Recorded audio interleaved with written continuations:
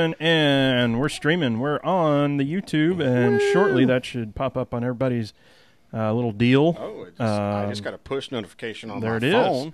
And then I'm going to tweet this out as well and get that going. So I've got a little bit of homework to do. Sherwin, you're up again. Rusty's like our IT specialist, and I'm like the marketing person. So like I do the tweeting, and I do the interacting with people to try to get them to come on the show, and I do the like pissing people off and getting blocked stuff. That happens. I mean, I'm not saying we don't piss people off. I think I found my lane for the most part, but I sometimes I'll wander out of it a little bit. Yep.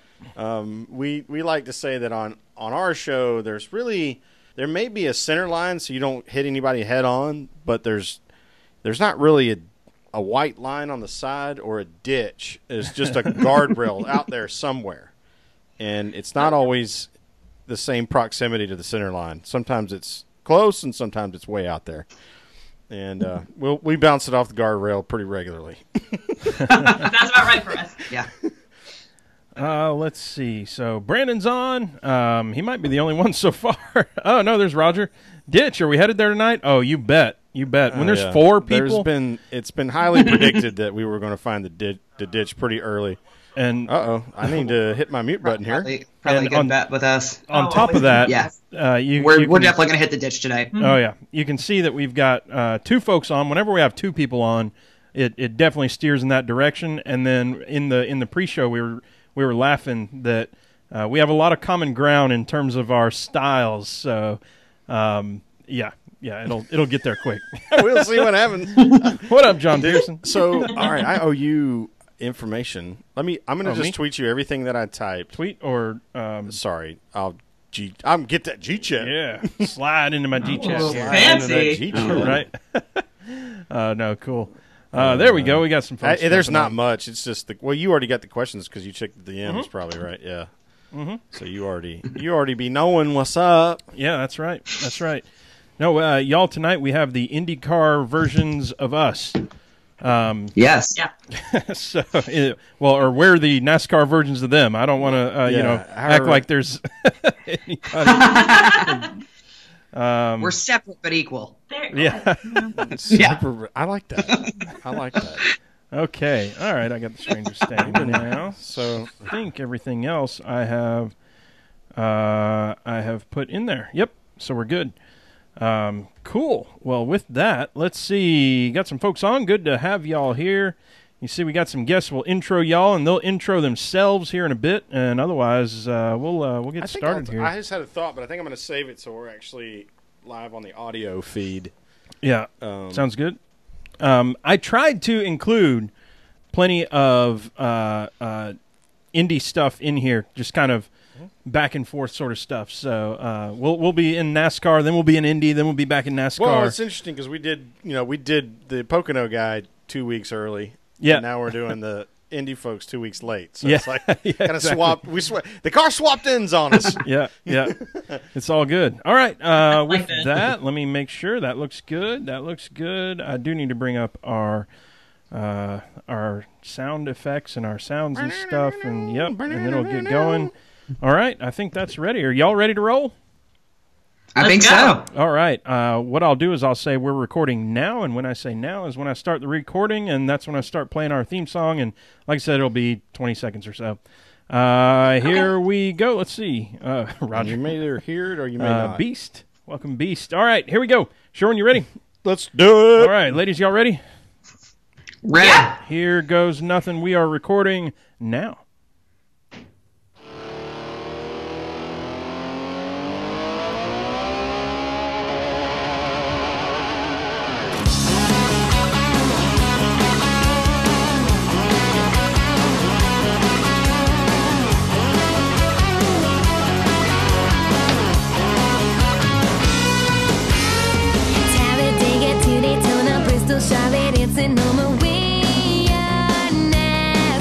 Welcome, y'all! That's right. This is the Pregame Engineer Tailgate Mayor Racing Podcast, episode number 150. Whole round number there, Sherwin.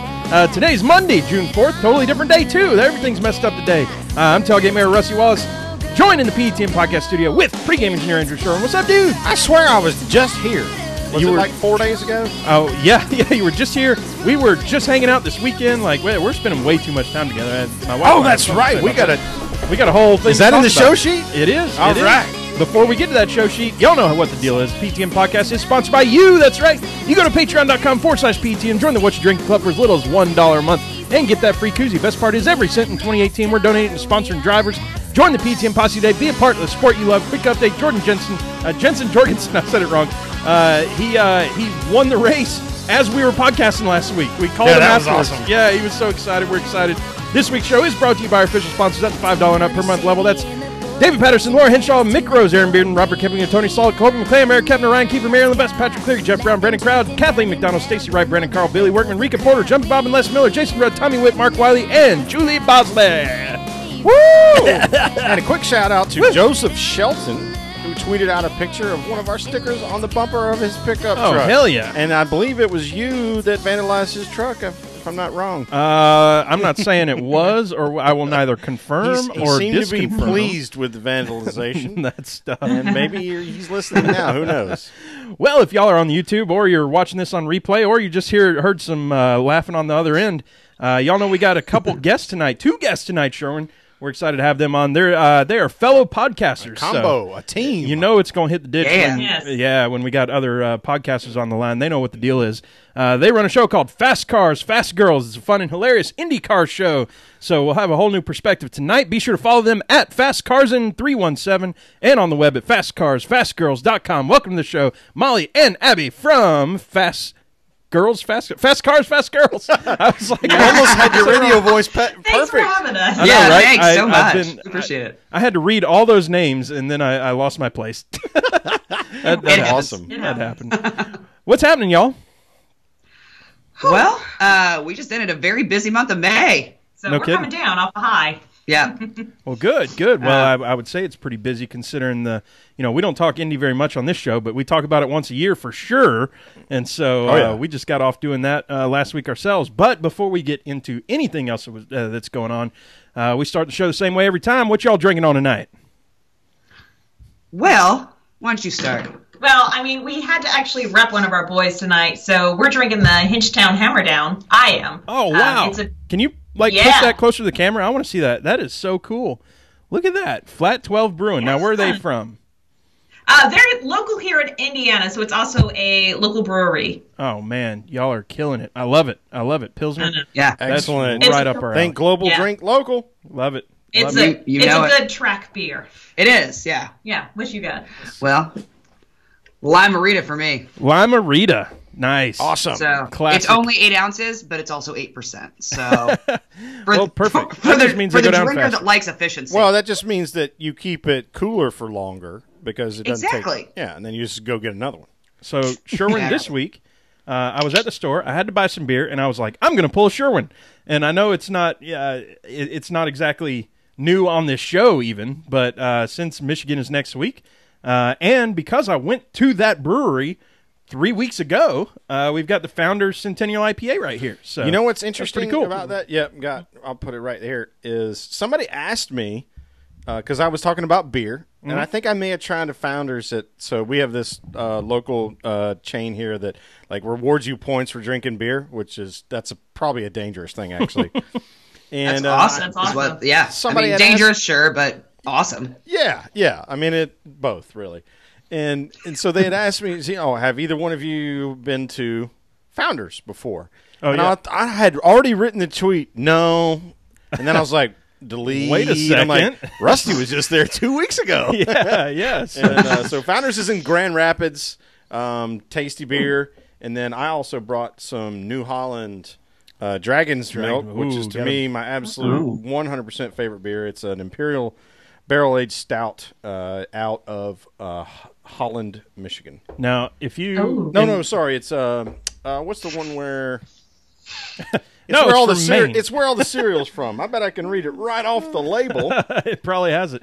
Dragon's Milk is one that if you go too deep... It's 11%. Yeah, you'll be there in a hurry, too. Yeah. 2 or 3 of those, and that's all you need in a whole night. No, you It's can't that find it. place. It's that place where Lynch lived. You remember that? I remember. This is that he It lived says there. Holland, Michigan, but they Okay. also have a satellite brewery in I gotcha. wherever that starts with a K. Okay. I can't say the R word. I got in trouble for that before. I'm an idiot. Oh well, with that, Abby, Good start. Molly, yeah, let's Yeah. introduce you to the PTM posse here. Tell us about the show and maybe what got you started in doing the whole podcasting thing. Sure. So, Kazoo, so yes. our show, we call it Kazoo. a podcast for the people. We like to we like to give the perspective from two big fans, really. Yeah. A lot of podcasts like to have a little more professional feel, and that's not really what we Not do, ethical. because we do that with our day jobs. Molly's an attorney and I'm a nurse, and so this is our passion project. We say that it started with a few too many inside jokes and a few too many beers sitting in standee at the Indianapolis Motor Speedway. That's how this idea was birthed. So I know we said it we already, just- but are y'all us?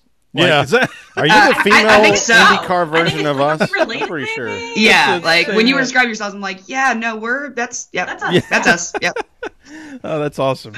And y'all just finished recording a show, didn't you? We did. We did. Yeah, we recorded today for Wednesday because, well, we were doing this. We thought, let's actually be productive for Yep. one day in our lives. So, Oh wow. Yeah, wow. kill two birds with one I stone. know. So yeah, so our episode will drop on Wednesday, and it's just a recap of the weekend in Detroit, which anybody who only watches once a year for the Indy 500 didn't even know there was an IndyCar race this weekend. So Oh, I did, because Michigan people were bitching about traffic or something at Belle Isle, and it was like, yeah. come on, yeah, Come on. There's some racing going on. So what well, Oh, yeah, go there's a ahead. lot of bitching about the Belle Isle race.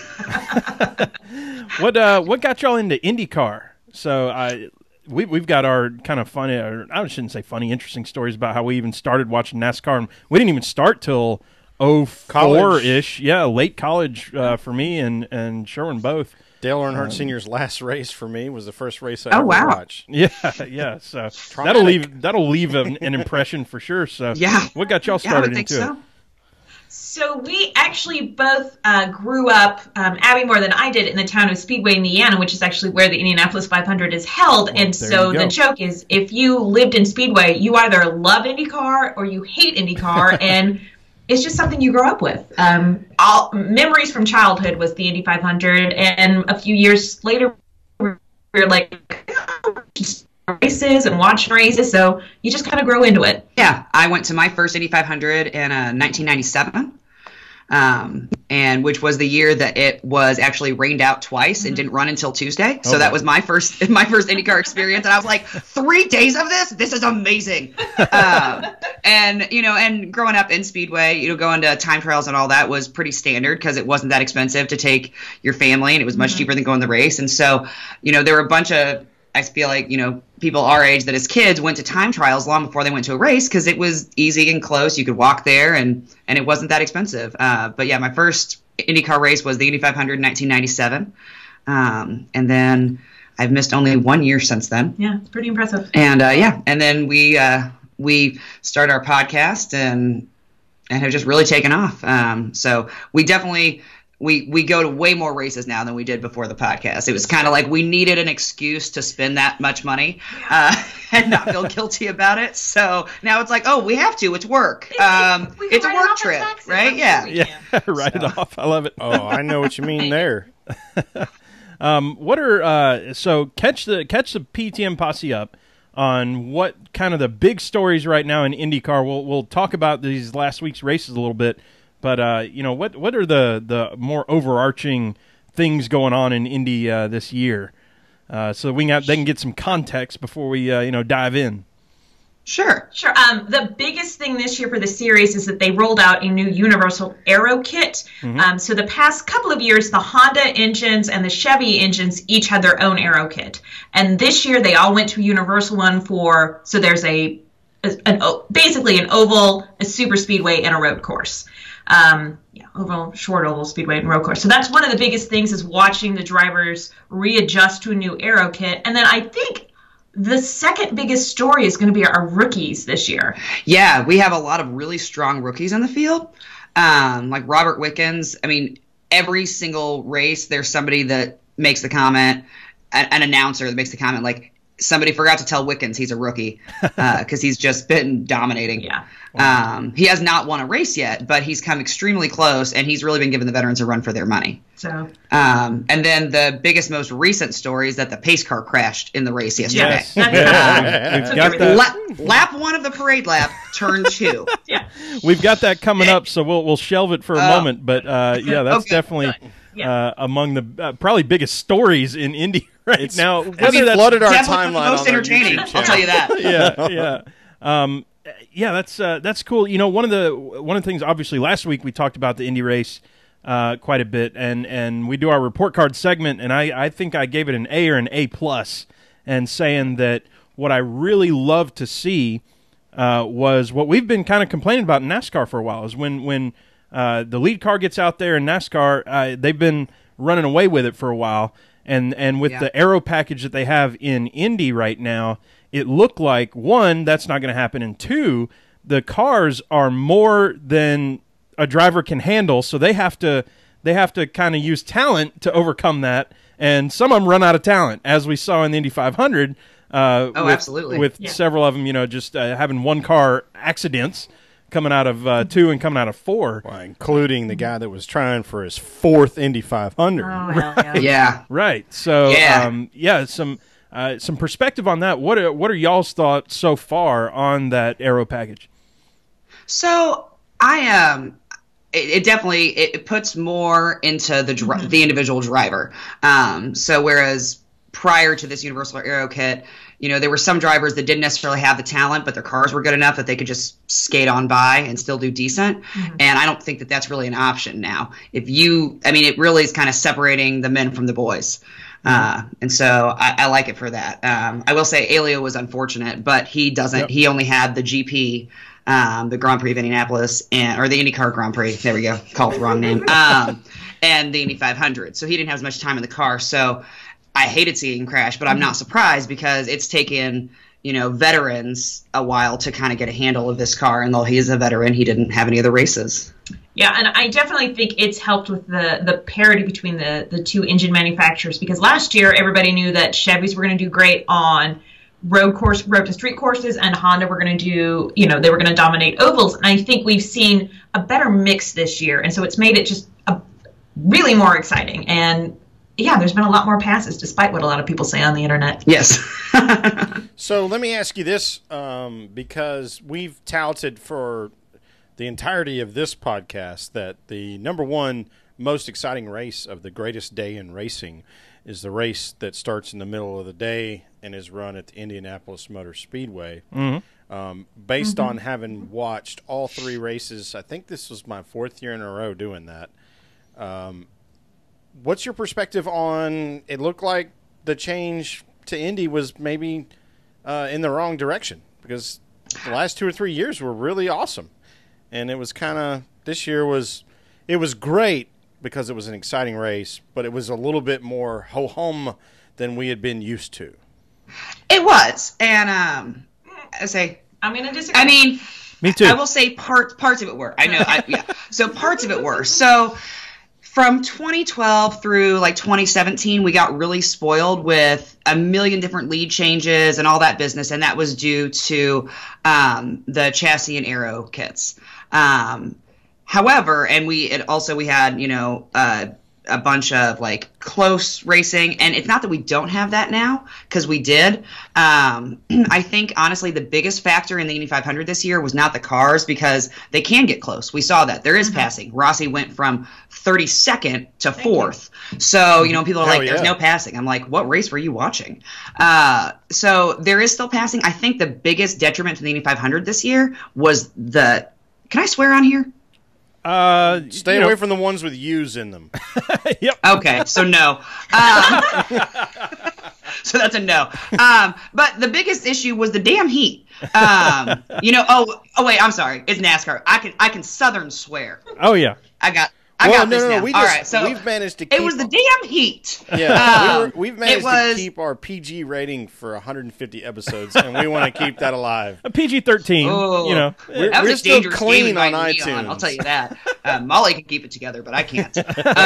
So are you sure? Yeah, so it was just. Am I what? Are you Sherwin? Yeah, I think I said the S word like 10 minutes into last week's show. 10? 5. Good times. I didn't said the make it F 30 word, seconds though. in our show Well, without saying yes, the I F word did, tonight. actually. So, but yeah, it was so hot. I think that's the problem. And so those cars just don't. You can't get up to speed. You can't do as much when it's hot, and so I think that was the bigger issue, more so than the aero kit. Because the other races we've had where it was not so just unbearably warm have been really exciting races. Unfortunately, people who are just passive fans don't watch the other races, and so they see the Indy 500 and saw that it was, maybe not as exciting as they've gotten used to. But I don't think that's a factor of the aero kit, and I think that on a cooler day, it would actually be more exciting. 100%. Yeah, Oh, 100%. Yeah. Well, you destroyed my the narrative that I wanted to speak to because dumbass. the weather does matter and the temperature for sure. But I thought it was kind of halfway funny that after 3 fantastic races, they changed the aero package and it was great but not as good. And it's kind of like when we had tandem drafting in NASCAR, and it was the most exciting thing anybody's ever seen, but because Dale Jr. couldn't win in that system. Well, and didn't we like had it. to, and outwardly said he didn't like it. Then we had to change, right? Because Dale Jr. runs NASCAR. Well, that's the pessimist's point of view. Yeah. But that said, have y'all been to a NASCAR race yet? We have. We have gone to the Brickyard. We went to the Brickyard last year. Yep, I've been a couple times. Cool. I've only been to one. So you saw our boy win. Yeah, you saw Casey win. Yeah. That was Hell of a restart. yeah. So I think y'all are gonna have to show us an Indy race. Sherwin, we've been talking about going to Indy races. We might have to. We have to go with them. Yeah, sure. exactly. Yeah. Y'all gotta definitely. show us the ropes I for mean, sure. Even if you don't care for the race, you'll have a good time with us. Oh no, we definitely will care for the race too. Absolutely. That's the thing is we're not like being NASCAR people doesn't mean that we don't think IndyCar is awesome. It just means that on race day, NASCAR takes precedence. Right. Yeah. So, is the Brickyard the only one y'all have gone to? Yes. Okay, Yeah, 100%. so we'll have to show you a NASCAR race outside of Brickyard Yep. too. So Yeah, we'll there's compare actually a notes. couple Or we need different to places drag them to that I've Kokomo always to watch a World wanted to of see a NASCAR Outlaws. race. So Yeah, absolutely. So, Yeah. all right, Trucks at Eldora, very close to Indianapolis. oh yeah. that's not bad. Yep, went there last year. That was good stuff. Open wheel supermods. Sherwin, it is time to tear it down. And y'all know what that means nowadays. We're jumping right into the report card, going starting with Pocono.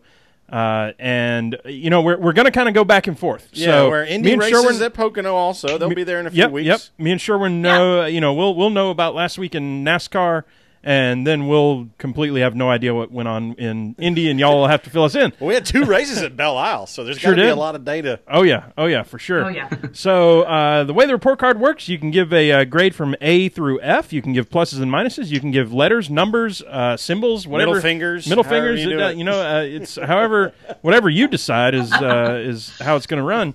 First period is talking about that Pocono race, Sherwin. Truex, I would say, he had a strong car, good timing, and he ended up winning that race.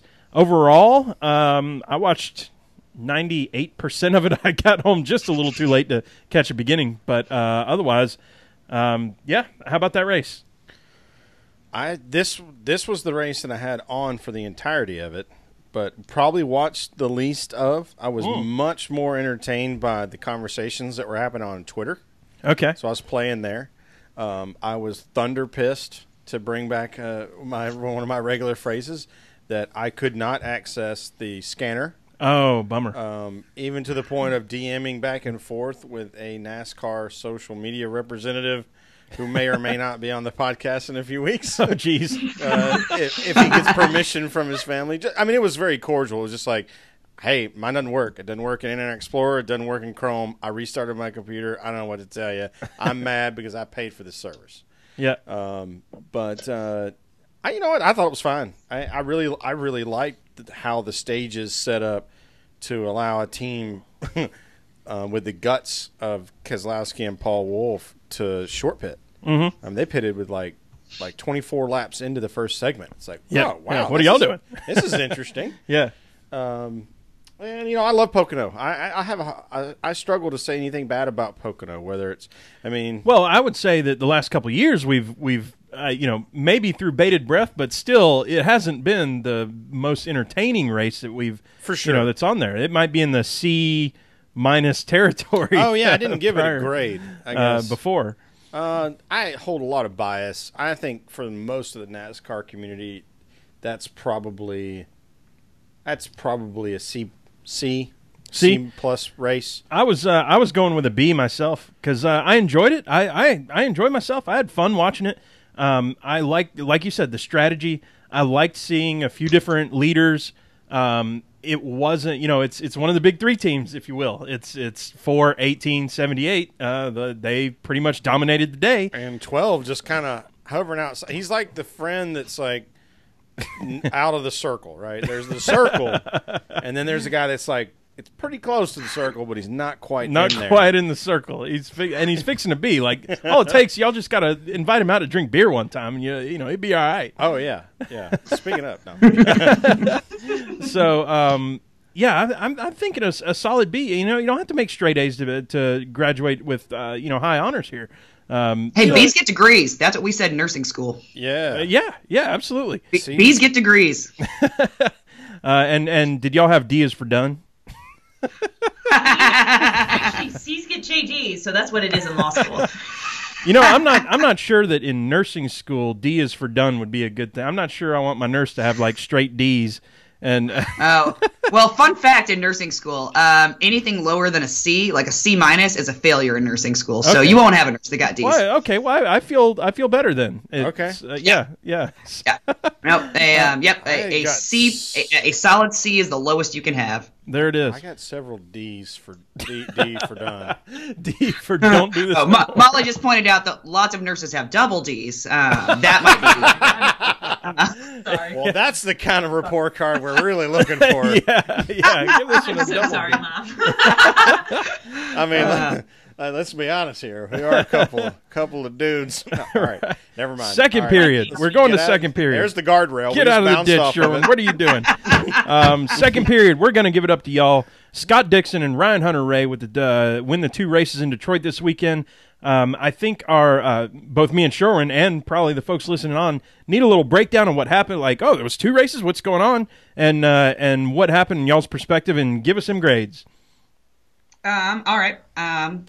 Race 1 or race 2? I'll take race 2.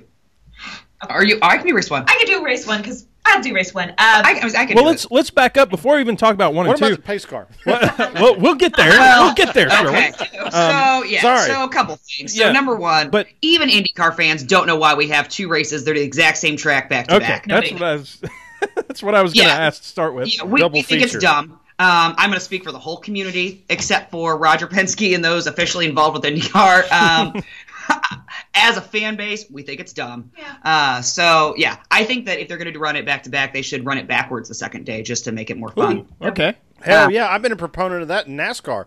If you get 2 races, I'm fully supportive of what Charlotte is doing by turning their second race into a roval race instead of just the main quad oval. Like, I'd love to see them run Texas backwards. Or hey, we just went there. Pocono, we talked about that. I mean, run that in reverse. They run Pocono 6 weeks apart from each other. Now I know that's not like Indy where they ran it 1 day apart from each other, but 6 weeks apart is that's our shortest time between 2.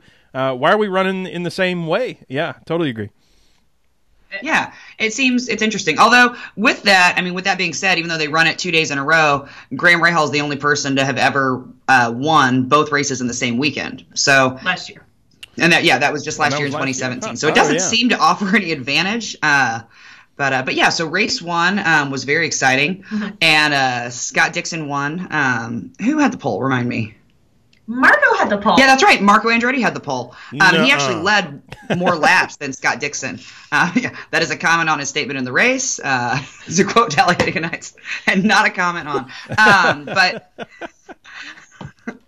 But yeah, he had the pole and actually won or led the most laps. He did very well. He ended up finishing 4th. Yes. Yeah. Because Scott Dixon just. He just baited him and then he passed him because Dixon's a beast. And yeah, Rossi did that as well. So yeah, and RHR Ryan Hunter-Reay came in second place.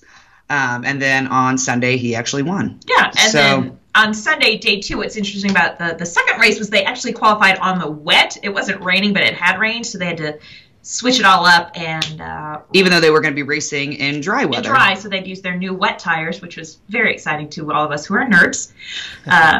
And let's see, Alexander Rossi got the pole, and then the not rookie, Robert Wickens was second. But as much as Rossi made a lot of moves day 1, he got outplayed by his teammate Ryan Hunter-Reay, who ended up winning. And good for RHR because he broke a snap going back to 2015. Yeah, he hadn't won a race for quite a while, and so he got first. And actually, the Indy 500 winner Will Power came in third, which kind of bucks the trend because typically your Indy 500 winners do not do well at Detroit. Because they have all these media obligations, not to mention the month of May is exhausting, and then they spend a whole week not getting to catch up on sleep and traveling all over the country. So, yeah, for race 1, I would give it a B. I mean, it was... I'm biased. He's my favorite. Rossi is one of my favorite drivers to watch, and he definitely did a lot of moves race 1. He made a lot of moves race 1, but I'm talking the race as a whole. I'm not grading Rossi. I'm talking the race as a whole. I'm going to give it a B. Give it a B+. Well, you can give it whatever you want. I'm going to give a race control a D- for the whole weekend. But yeah, the race as a whole on Saturday, I'll give a B. You give it a B+? I'd give it a B+ because we had a lot of incidents on that first race that were very kind of there. Yeah. But the second race...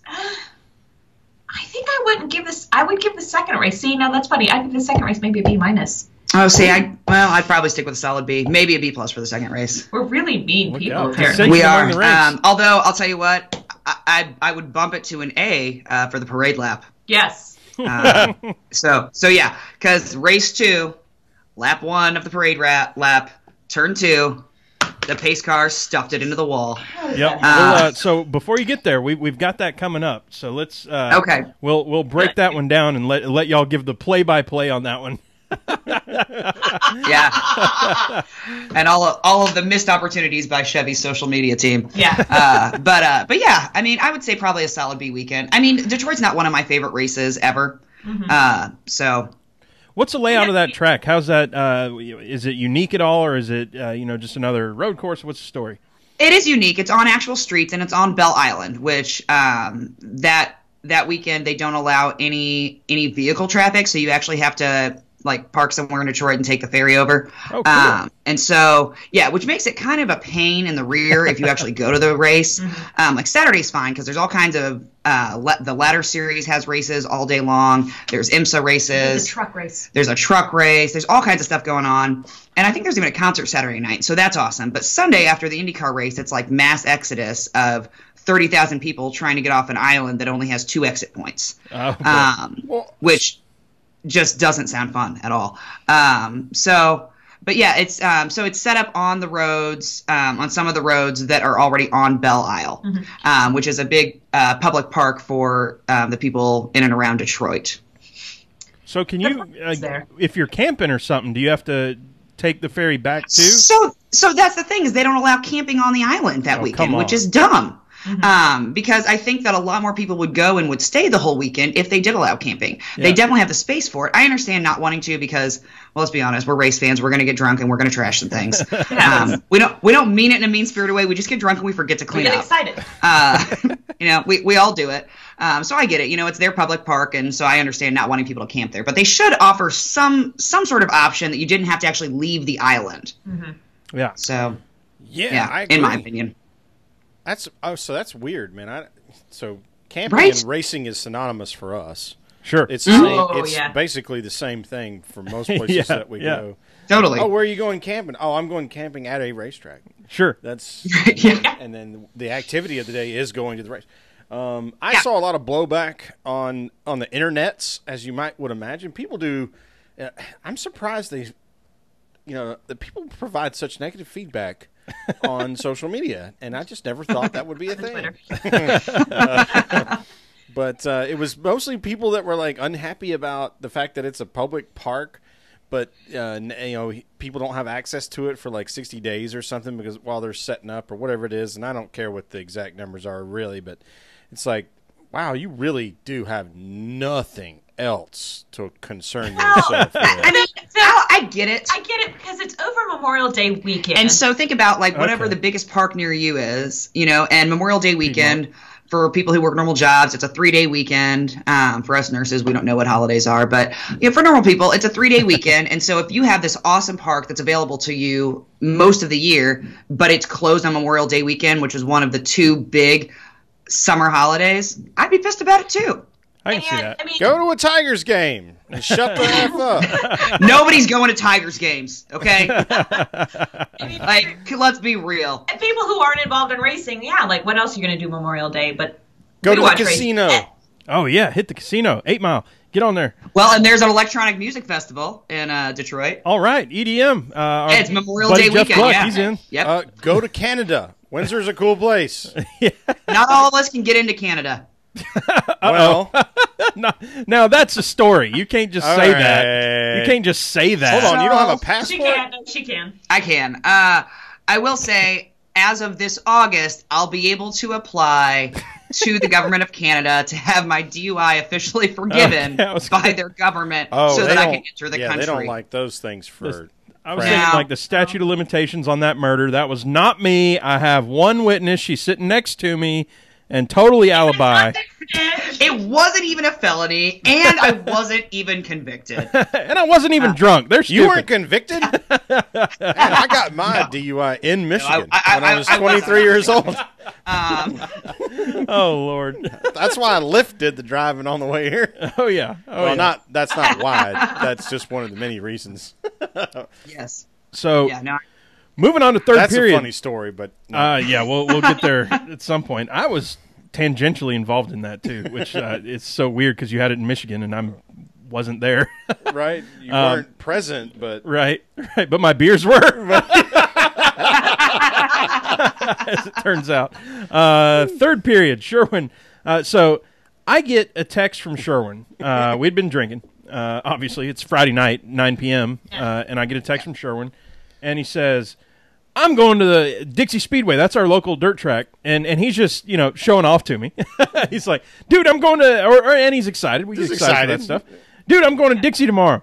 Now, my wife has a get-together planned, and she does that Dungeons & Dragons thing, which I totally respect. They love doing it. They have fun. It's not my thing. We called ourselves nerds at the top of the show, just so we're clear. Right. So, I'm not, this is no ill will toward that, but that's just not my thing. And she was doing that on Saturday night, and I was just going to sit around and do nothing. I don't know what I was going to do. Sit around and We know what you were going to do, Russ. play video games. I don't know what I was going to. Well, if you knew, then I didn't know. So,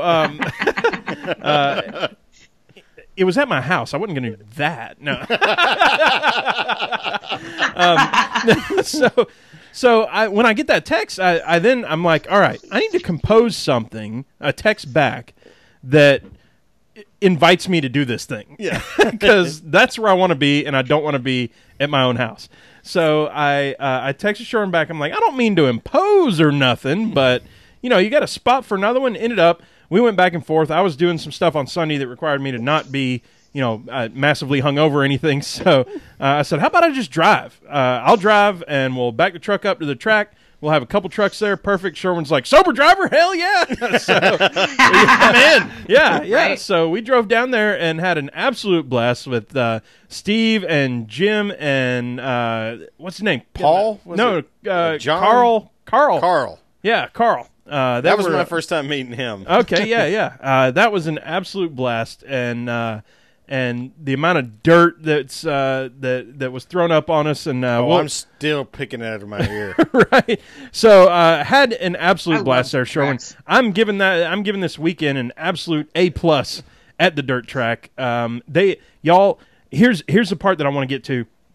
At the end of the whole thing, I mean, they're running all these different series, and if you're just not in the know and not going there every week, I mean, honestly, the cars look about the same. You know, they're like, They we're look running real similar. We're running the stock the crate engines, the 602s. Now we're running the Steelhead 525. Now we're running the super late models, and you're like, these are all the same looking cars, but I know they're very different on under the hood. But it was interesting. But at the end, they ran the Stingers. Shout out to Kenny. Kenny Smith. Yeah. So they're running that. That's like stuff. it's a compact front wheel drive division. And then probably, I've seen demolition derbies.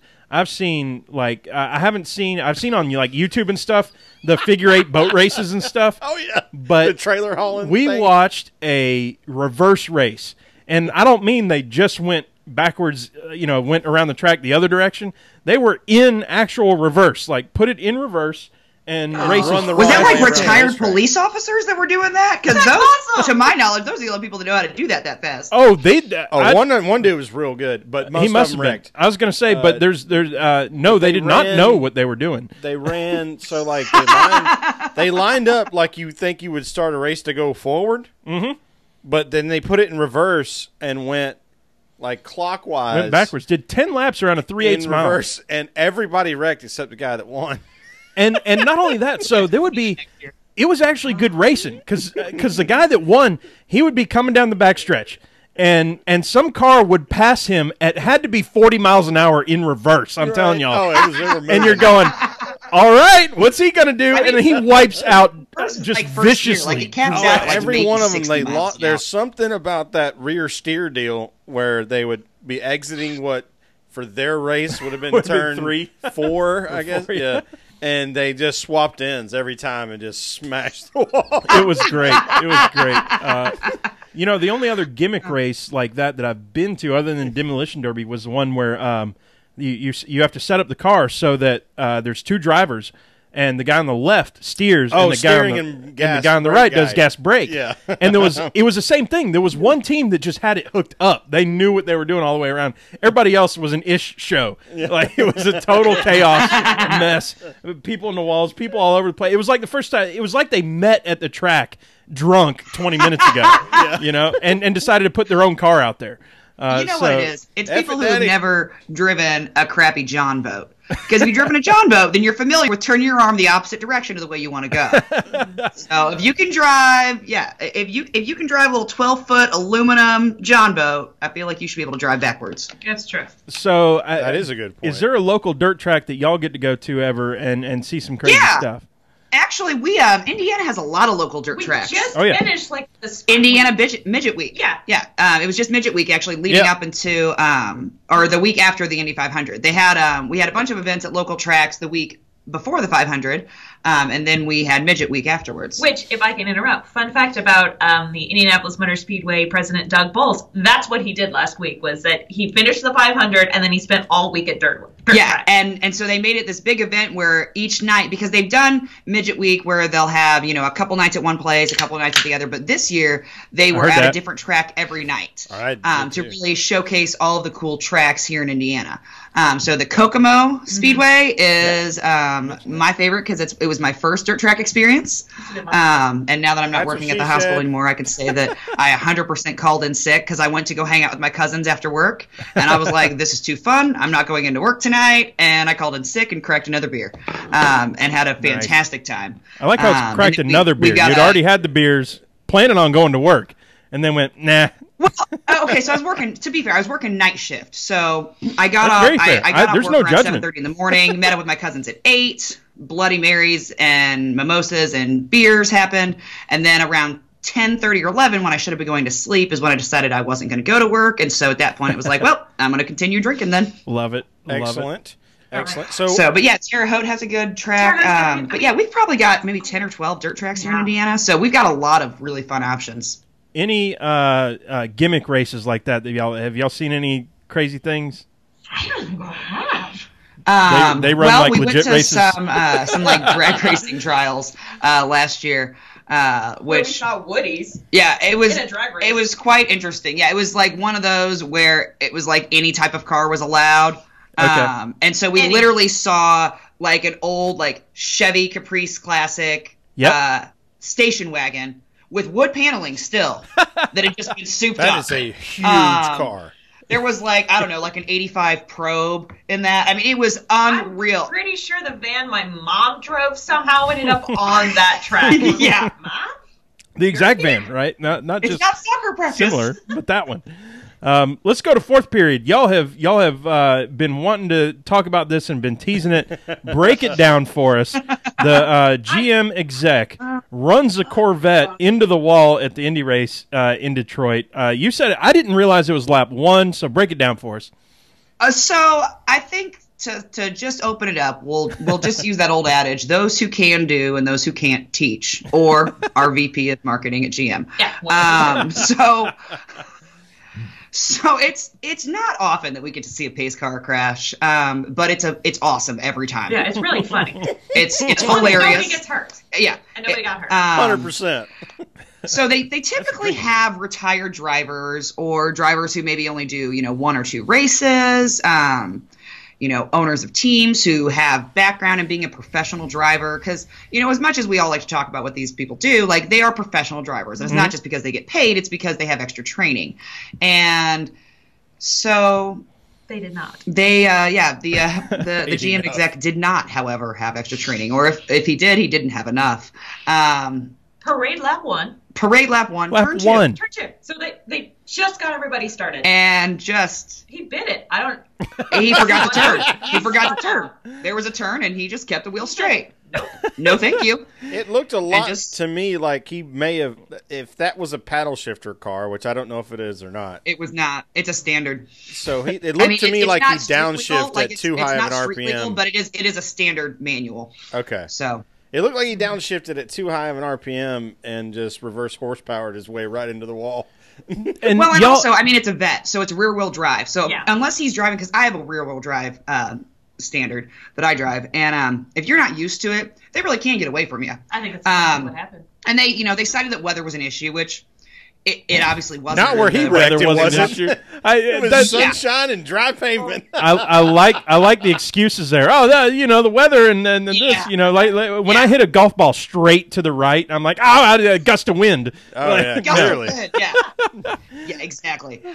So yeah, I don't think weather was an issue, especially since he had the grippiest tires of anybody on the track. True. But yeah, It crashed, and then of course because he crashed, the whole not all of the field, because the Pulsar snuck around him. yeah, he just kept. Rossi was like, "Well, keep going." But the we've rest, got a race to run." the rest of the field got stuck behind the pace car, and everybody's car shut off, so they had to restart every single car. Like at one field. by one, like Yes. the safety crew had to come out and restart every single Oh, car. wow. Oh Wow. yeah, Time. yeah. So for our NASCAR listeners who have never touched anything related to IndyCar, Indy cars do not have starters. So the driver you have to cannot get out there with restart like the a car. drill and Yeah, they got this little thing they ram in the a-hole of the car and it starts it up. Yeah, that's their ignition. Yeah. So you actually, if you are sitting in an Indy car and it just turned off, you cannot start it on your own. You must Right. have somebody in the back. It's like a external starter or whatever. Well, like it's sprint called. cars, they usually do rolling Do a push starts, start, but yeah. it would be the same thing. Yeah. So Yeah, we do. I mean, we would do rolling starts as well. y'all, if you haven't seen the or like- video, you got to go back and look at the video. I'm giving this wreck an A+ because he did not kiss the wall or touch the wall. no, He he stopped yard it. sailed. This Yeah, that's thing a yard is sale there. for sure. There was debris everywhere. This was. I mean, Totaled $100,000 car. yes, he did. And now I'm not saying I wouldn't total that car too. Trying to, I don't know. Do y'all know what the pace speed is? I don't know what the pace speed 100 is. and, I think it was. They said he was just over 100 miles an hour. Really? Yeah, maybe. So that's serious, Because, actually. I I mean, mean, the that's- max speed on that course for the Indy cars is 170, and that's on a straightaway. And so he was coming into a turn. There's no way he was over 100 And coming into that turn. They can Turn say what they two, want, but going into two is a little he didn't bit- have enough. I mean, I've driven a Corvette.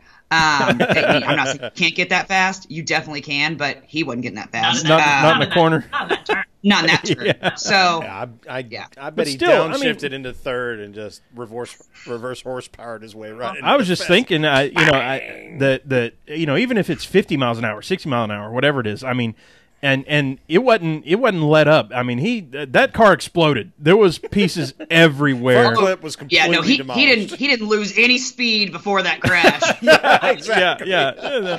As they say in IndyCar, like, they didn't scrub off any speed. Exactly. Slide didn't scrub off any of the speed at all. It was so bad that every single team had to check their tires when they got through because they're like, you might have picked something up. Yeah, there was a ton of debris. And I will say the funniest part about it, I will also give that an A+ because it was hilarious. But even better was we were listening to the scanners, was then listening to every single driver communicate with their team and just do nothing but talk smack about the pace car. Everybody was like, what just happened? And they're like, the pace car crashed. What? And like the people in the back that couldn't see it, the people who were right up there, like Rossi just drove on through and they're like, okay, well, they're going to restart everybody. He's like, I'm still running. Like he just went through. What should I do? And they're like, I guess, did you run over anything? He's like, I don't think so. So, and then everybody's like, are we stopped? Are we not? Robert Wickens came over and wanted to know how long we were going to be stopped because he apparently had to pee. Which is a problem with our IndyCar drivers this year. Yeah, there's been a lot of talk about who's peeing in cars and who's not. I mean, you just got to go. Like, I guess. I mean, it's like peeing in the shower. There's two kinds of people: people that pee in the shower and people that lie about it. There you go. People that lie about it. All right. Yeah. Who doesn't pee in the shower? That's what I mean. Yeah. That was the point. Well, apparently a few of my ex-boyfriends, but yeah, I don't. Again, people that lie about it. I peed in the shower with a woman in the shower with me. Thank you. Thank you. Oh man. Well, deep into the All right. ditch. There we go. Sorry. It's sterile. It's fine. Found the guardrail again. Oh yeah. See, we got a nurse on the show to say it's sterile. It's all good. Yeah, it's sterile. Of all the body fluids that could touch me, that would probably be my you're preference. just saying pee on me? I'm not going to pee on you. I'll let the dog pee on you. Do not put words in my mouth. You just of all the ones given that. If you have to have one. Oh, I think we broke Molly. My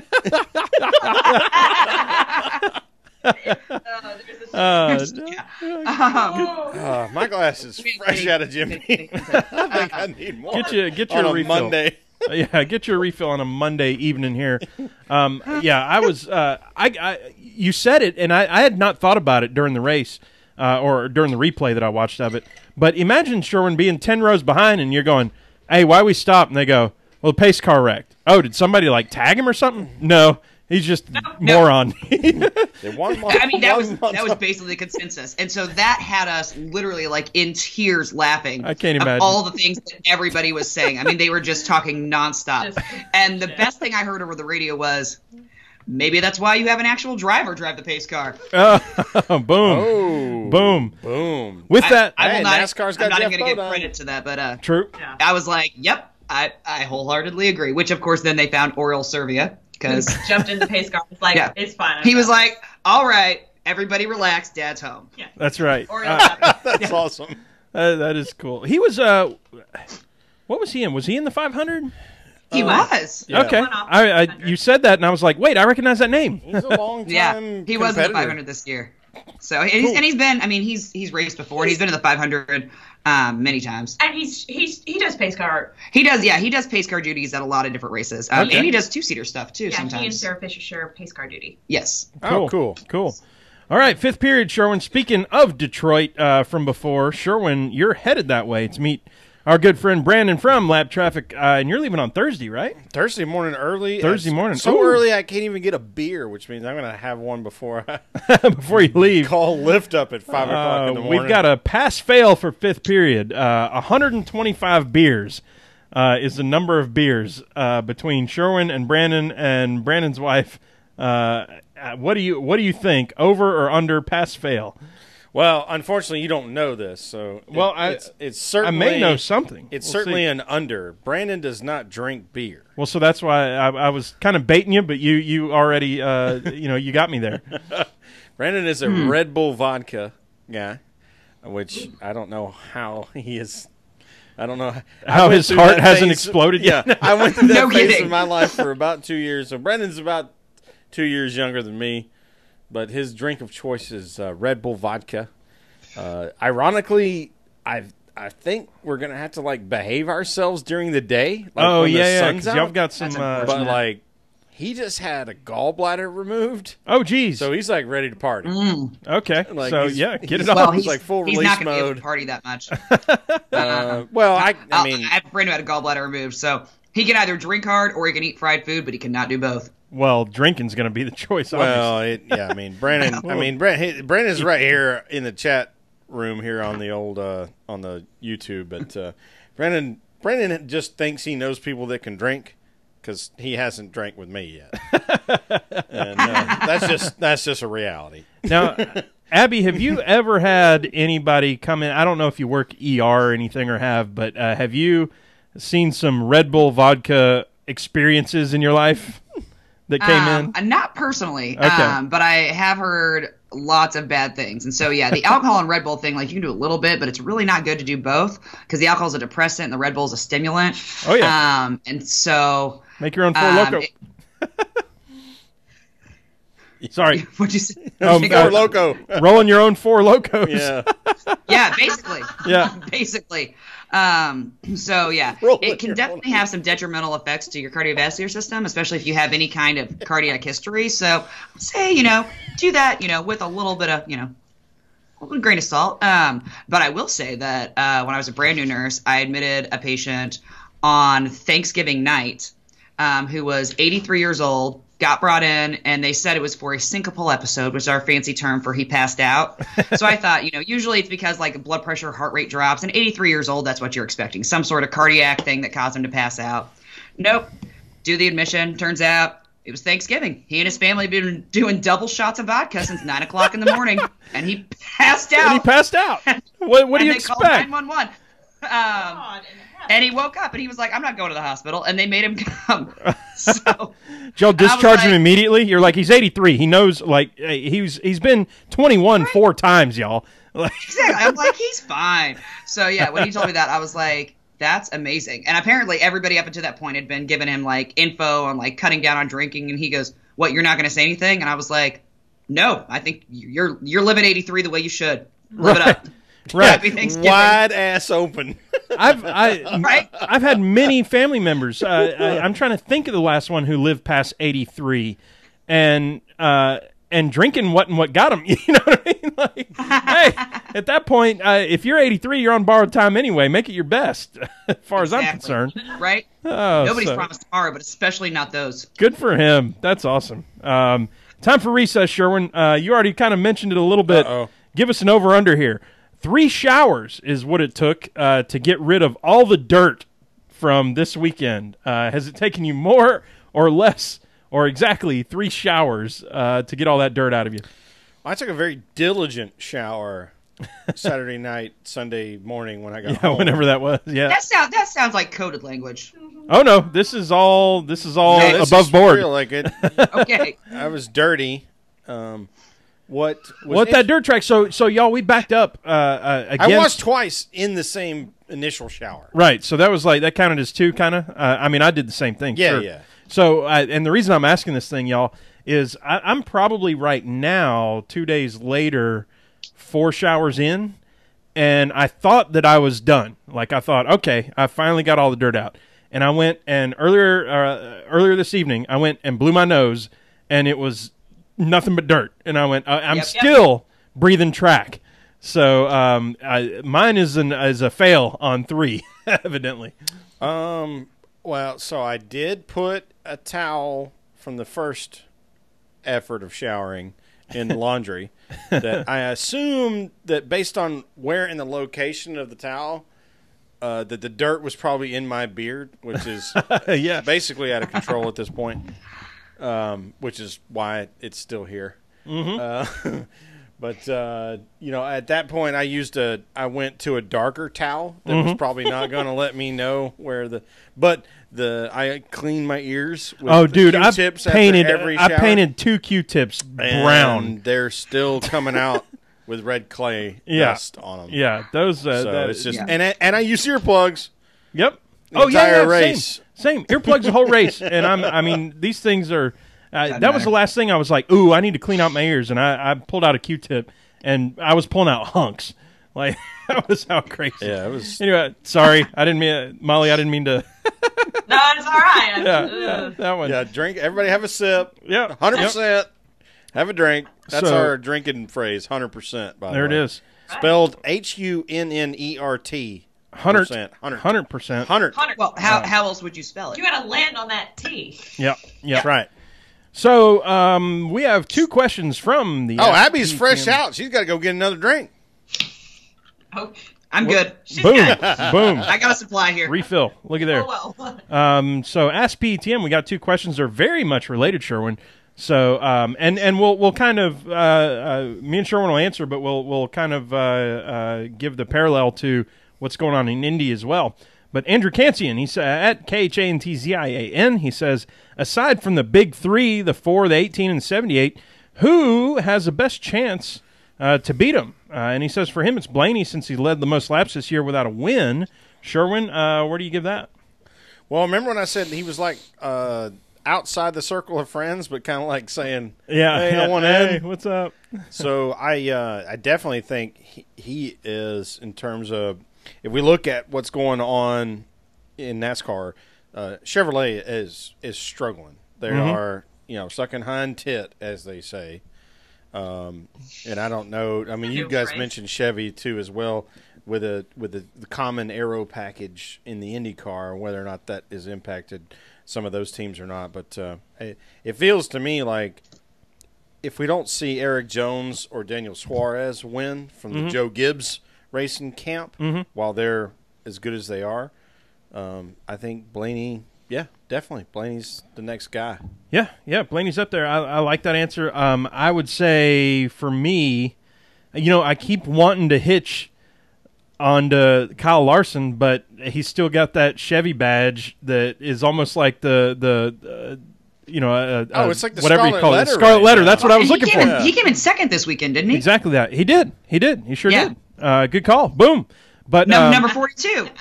Past Kyle Busch in the closing laps. Sure Kyle did. was pissed. So was Harvick, by the way. His crew chief was mad as a hornet. But if I had to, I mean, Brad Keselowski for me is the one who could be. I mean, who deserves a spot at that table, if you will. Oh yeah, because while maybe he has not won at every track, he has the cerebral racing skill, and as a crew chief with his cerebral. I've said many times, give me Paul Wolf to get them a win at a track that you're like, how did Brad win here? Yeah. Now, similarly, Mick Rose at GoDucks42_Mick, he says, most have the 4, 18, and 78 going to the final round of the playoffs. Who is in the final spot? Mick, I've got this to say to you. Playoffs? We're talking playoffs? playoffs? Like Practice? We're talking about the final round of playoffs right now. Whoa. Let's we're let's at roll race that horse up. 14. Yeah. We ain't even we're like halfway to the playoffs. That and pony's then after fixing to that, dump you into the water trough. then after that, ain't no telling what's going to happen right there. So I ain't even about to. And then Mick, I love you, Mick. You're the man. But Mick is pretty cool. Mick's awesome. Mick was giving us all these tips at the dirt track too. He told us about this app you can get that like at your local dirt track. I mean, we're talking about a redneck sort of town here in Woodstock, Georgia that we were at, and they got like scoring loops and timing and stuff that you can download an app to show you all that. That was really cool. was and we're super talking about neato. series that are they're regional series. Yeah. And it's like, whoa, And it's got data is available. Timing lines and stuff. Holy crap. But Mick, I refuse to answer that question. Oh yeah. On account of that. And go Ducks, Mick. Absolutely. So ladies, I wanted to ask: is there in NASCAR right now, as you've just heard, there's pretty much 3 cars that are just dominating everything. Is there a similar thing, or is it a bit more diverse right now in Indy? Who's atop the leaderboard? Indy's interesting. IndyCar is interesting right now because we've had 8 races and we've had seven winners. Oh wow! NASCAR's It head would sounds explode. like last year 7. for NASCAR. Yeah. True. Who repeated? New Power. New Garden and twice. Power, Okay, we'll see. sorry. 6 different winners. Okay. But we have had.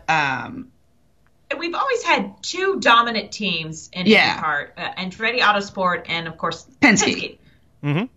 No surprise. Yeah, no surprise. No surprise. So there. they're kind of the ones that everybody counts on. Like at the end of the day, Andretti Autosport and Penske, except for last year with Andretti, is going to have somebody in the championship running. Yes. So those would be our two strong teams. Yeah, but we have other strong teams, and so yeah, kind of our outside, good possibilities. I would say Schmidt Peterson, Hinch has. James Hinchcliffe. Yeah, James Hinchcliffe.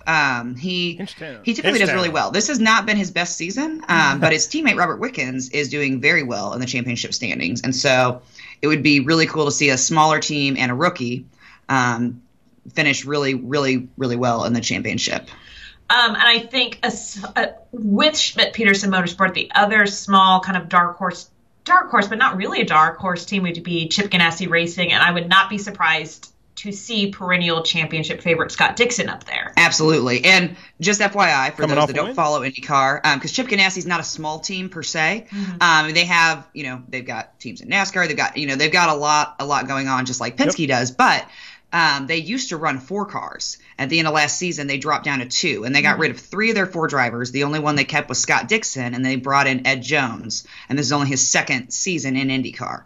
So they've kind of been doing a revamp of their IndyCar team, so they kind of are functioning as a smaller team this year, and have kind of redone how they're doing business here in IndyCar. Yeah.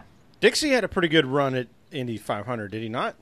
He sure. Dixie has a good run just about everywhere. everywhere. Good run everywhere. Like, I mean, if you're going to put money down, put money on Dixie. Yeah, the ROI on that is amazing. And he won race 1, right?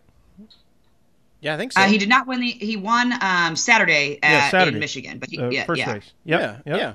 And then his Indy 500 win was 2008. It's been a bit. So let's gas it up, Sherwin.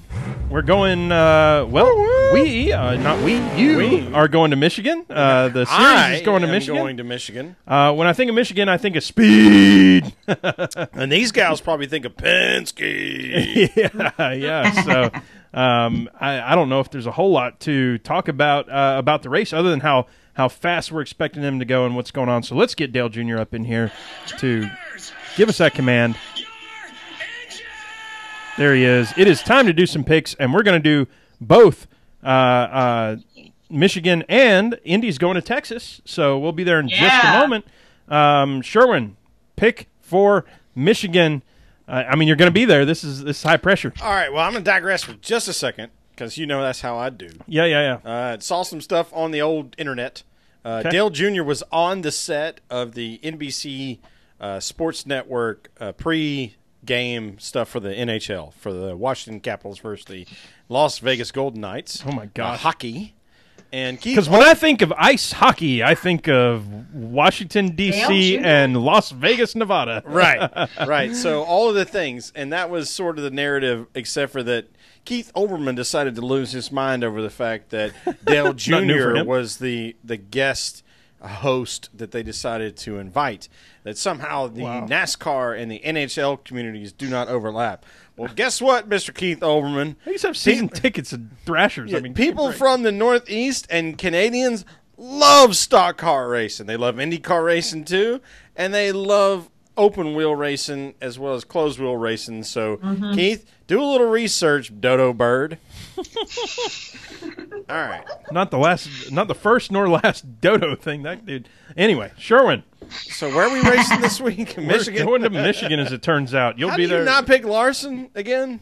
Well, so that's that. I'm like, who am I giving you? Is that free? That's first? Cheating, I think. August of 2016. I'm going to pick a guy that has said over and over and over that winning at home is basically the most important thing to him outside of winning a championship.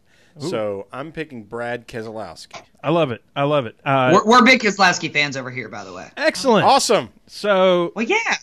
We love his sass. We do love his sass. I was going to pick the one that you didn't pick, so I'll just take Larson just almost as like you have to. I can't offer any commentary that puts anybody above Larson here, right. He's won 3 in a row. Sherwin, He's won 3 in a row. Sherwin, I've got this insider information that this guy's going to do it. No, Larson. Yeah. Larson, why wouldn't you pick him? Run the high line, and he likes to go fast. You're going to pick Larson here. Although Chevy, this would be the first Chevy win since the Daytona 500. Sir. So, which was a crock of.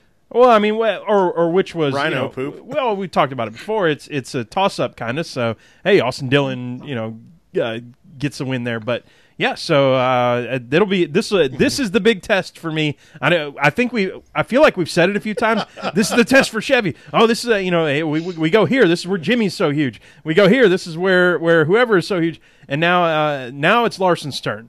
And if Larson can't, I'm not saying he's got to get the win here, but I mean Chevy needs a strong showing. So there it is, Kyle Larson. With that, ladies, I'm not going to make you pick unless you want to pick, because. Go for it, actually. You know what? I am going to make you pick. Okay. All right. Do it. Well, I like Brad Keselowski as well. Go ahead. Jesus. Take the wheel. Jesus is always the answer. There you go. So Indy going to Texas. I'm not. You know what? That's better with no context. Truex doesn't seem to be having too bad of a season. Oh yeah, no. I'd say so. With Indy at Texas. Speaking of speed, I mean that's a fast freaking track for Indy. I mean it's not the fastest, but True. But it is pretty fast. It's pretty damn close. Is Vegas what we the call it, fastest, we or can't say on this podcast. Well, you can give we're late in the show now. You can really say whatever you want. Yeah, for the most part. We're not gonna. Yeah, go ahead. I know you're looking at each other. It's the early part that. Yeah, we call it the Cluster F600. There you go. The Charlie Foxtrot. Charlie Foxtrot. Yes. It's the Charlie Foxtrot 600. And last year was over. I would say 2/3 of the field got taken out in about 3 wrecks. Crashes. Yeah, there was a huge one that took out like 8 cars at once. And it finished at 1:30 in the morning. Are actually running at the end. Yeah, yeah. When they're like rain and crashing, it seemed like. So 2016, they actually had to reschedule the race because of a rain. Okay, so maybe that's what I'm thinking of. For August. That's right. Yeah, they pushed it back months. First weekend I remember of that. June, they rescheduled it for like the weekend before Labor Day. Yeah. But last year was just wild with all the crashes. Well, and they had tire blistering, so they had like mandatory pits and yellows and things because people's tires kept just shredding. Blistering is not something that we talk about much in NASCAR, but tire blistering, that's a cool. It hasn't happened a lot. Cool, but it hasn't happened a lot lately. Different element. Yeah. It used to. So like if you can, for everybody that's listening, because we know that a lot of you folks are seniors for sure. Going back to like what the tire looked like in Days of Thunder, when he was like, "This is my tire or my style, and this is his style." Yeah, and I was 6 seconds faster. Now buy me some food at the highway joint, and it showed a tire that was all blistered up, like you would see if you overheated or overcooked your grits on the tire. Yeah. So with that, Will Power has a win last year, and he's also got the last circle track. So what's y'all's picks for the Texas Motor Speedway? I didn't look to see what the sponsor was. I would like to say the sponsor name of the race in the race, but DXC Technology. DXC Technology. Okay, are they B2B or is that like a? Yeah, they're a B2B. Okay, all right, cool. And we racing kilometers. Okay, I'm like, no telling. I don't know. It's a 600. We're racing kilometers. I know. I work in medicine. No, we've got like Ericsson and stuff. That's like, who are they? Oh, they do this other. Okay, they sell like cable boxes to cable companies. Oh yeah, Ericsson also makes like those plug-in like PLC power units. Yeah. So anyway, your picks. So I actually have Will Power to win. Boom. And on our show we do a first place, a top 5, a top 10, and then we bet on who's going to stuff it first. Ooh. Oh, that's fun. Ooh. Is there a recipient of the stuffing, or we're just talking about putting the car in the fence? Just put the car in the wall. Okay. Yeah, what race we're at. Well, depends on which driver and which track we're at. But yeah. So I have Power to win, and I have Laced as my first out. Yeah. I think that's. Okay. Not bad. I will say I won that bet for the 500. I said that James Davison would be the first out. It's true. And I spoke that into existence. Nice. Do you have like a horn? Yeah. So we have a very unceremonious foghorn that we play when we get something right. Is there a similar thing? It's got 2 octaves. It's got like normal and then grandpa fart. Yeah, it's a grandpa fart foghorn.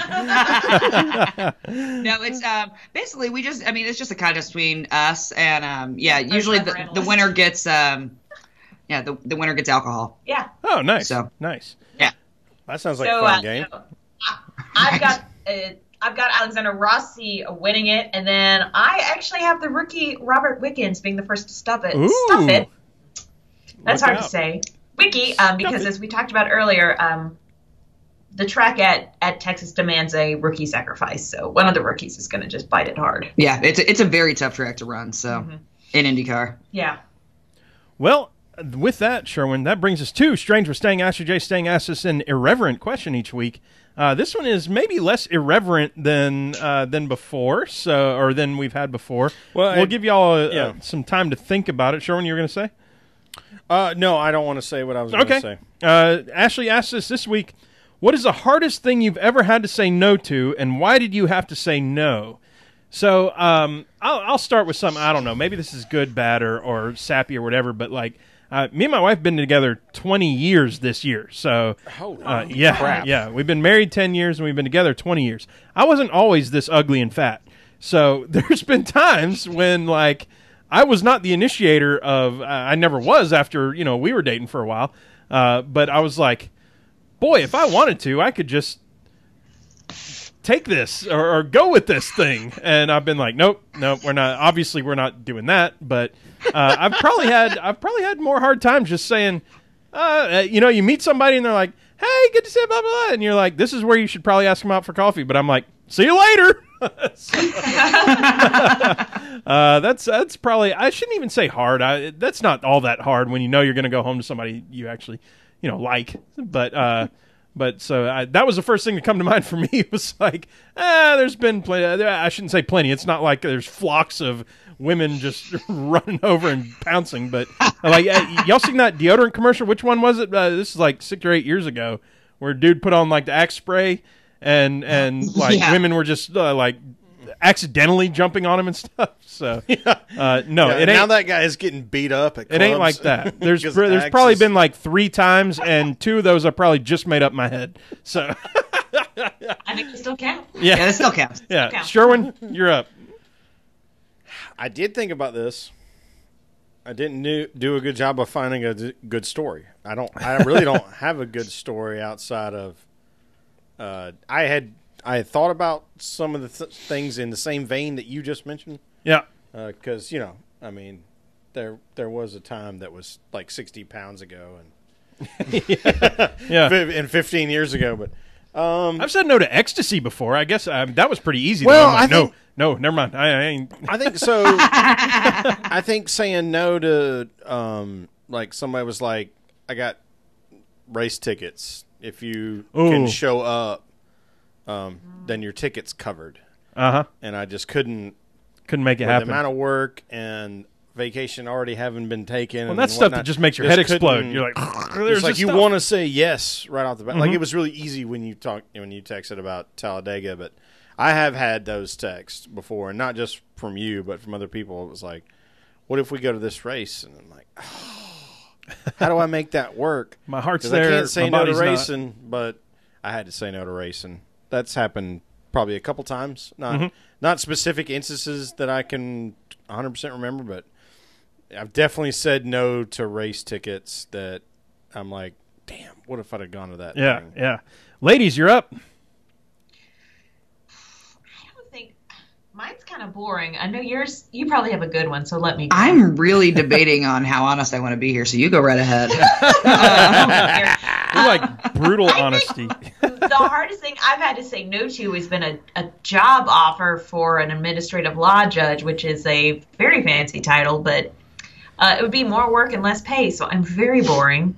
But I don't feel like that was hard to say no to. It was more... No, it was during that period where where you hated your job. I hated my job, and I was like, nope, even I can't take this. So it was a good job title, but at the end of the day, it actually meant more work and less races. So races went out. Yeah. All right, we got Abby. All right. Close it. Do it. Yes, please. I don't even know what it is. I know it's gonna be good. All right. Well, It was a lot of years ago. I think the statute of limitations has run out. Here we go. It was not in this state. Yeah, it's fine. And it's not in this state. Area No, it code was not in rule. this state. It wasn't Georgia, was it? We just got to check the jurisdiction It was laws. not Georgia. It was Okay, not so Georgia. we're good but on it was both a lot ends. of Oh, yeah. free I cocaine. promise you, it was me. I guarantee you. But yeah, it was a lot of free cocaine. It was very hard to say no to. I feel like that's a business decision at that point. A business. I mean, the fiscally smart decision would have been to take it. It was free. It was free. I could just sell it It to was on somebody. sale. The thing is, you couldn't just take it. It was like you had to do it. Like it was available, but it's not like yeah. I could be like, "I'll take this for later, thank you." So Maybe I shouldn't be hearing this. Oh, it was a download now. well, you definitely situation. should be hearing with other people because now we have no attorney-client privilege.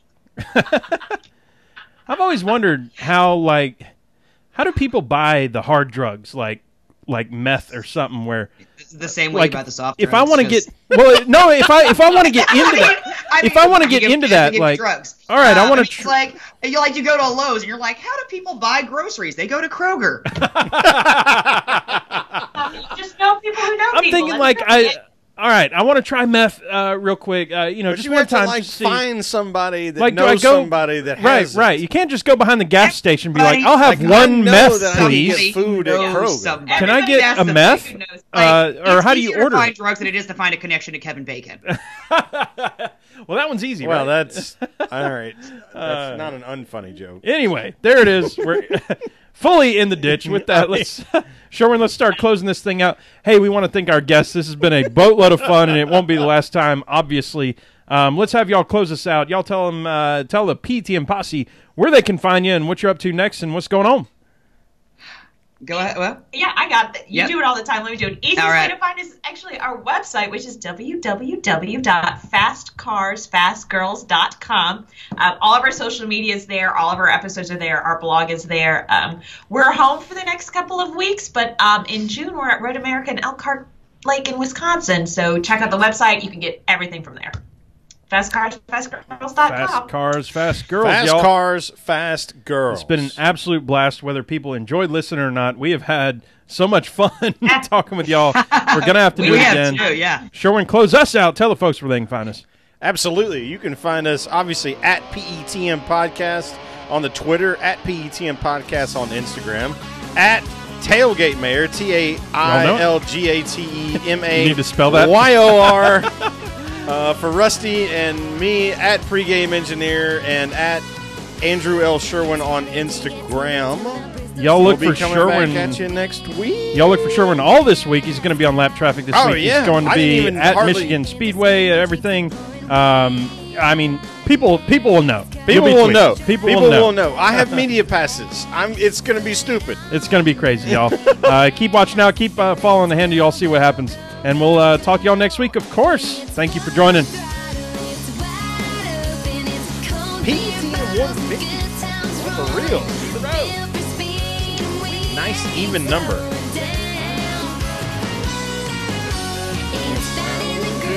It's the thrill of the chase. It's running on fumes in a checkered first place. We're stealing wheels and racing hard. We are NASCAR, we are NASCAR.